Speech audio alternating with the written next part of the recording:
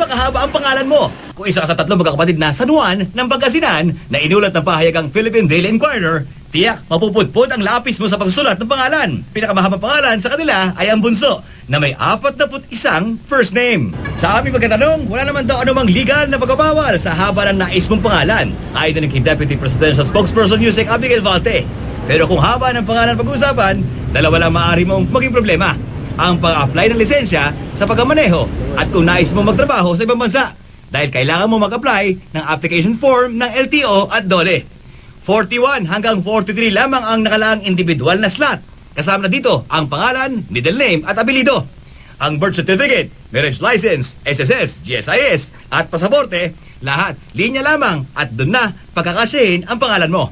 Hindi naman problema ito ng karamihan ng mga Pilipino, ayon kay pop culture expert Professor Jimuel Naval ng UP. Dahil sanay nga raw mga Pilipino sa paggamit ng palayaw. Masyadong seryoso. Maging mga pangulo tulad nila President Noynoy at dating Pangulong Erap, sanay nang gamitin ang kanilang mga palayaw. Nitong nakaraang eleksyon nga, tulad sa mga lumipas, panay nicknames ng mga politiko ang ginagamit. May mga palayaw na mula pagkabata ay nakasanayan na sa ating itawag ng ating mga magulang dahil mas cute pa tayo noon, tulad ng Ding Dong, Nitoy. Nonoy. Utoy. anong nickname mo? Pogi. Sigurado ka? Madaling maintindihan, sikat, matatandaan ka kaagad. Kasi pag dapat yung pangalan mo talaga, ting. Kasi ang dami ng tao ngayon eh. Pagkakaiba ang pangalan mo, uy, si ano yan? O, yun, advantage yun sa'yo. Pati nga ilan sa mga paborito ninyong mamahayag, kadalasan hindi buong pangalan ang gamit, kahit pa buong buo ang serbisyong hatid sa inyo. Ang pangalan ko ay Cara Patria Constantino David. Ang pangalan ko ay Melissa Catherina Manyalak del Castillo. Ako po si Salima Devi Refrana. Horacio Severino, nickname Howie. Abraham Arcangel Aguja Alegre Ap. Ako si Ivan Ramesis Perez Merina. Dano Angelo Buenaventura Tingkungko. Aubrey Carampel.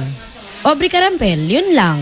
Pwede namang Aubrey Ann, Aubrey Marie, Maria Aubrey. Masipag naman ako magsulat, pero wala eh. Aubrey lang talaga binigay na pangalan ng mga magulang ko eh. Ako nga gusto ko ng mas mahabang pangalan. Kaso lang yung mga magulang ko, inisip nila baka raw tama rin ako. Kaya para hindi ako mahirapan, Steve na lang. Kaya ang sabi nila sa akin, bawiin ko na lang daw ngayon sa pronunciation. Kaya nga, Steve Dailisan, yun. Teka, di kompleto kung walang ating mga kasama sa paghahatid ng serbisyong totoo. alam mo ba totoong pangalan ng partner ko sa 24 oras? Sa ano po? Carmela. At siya naman si Miguel Castro Enriquez, Robert Michael Bot, GMA News.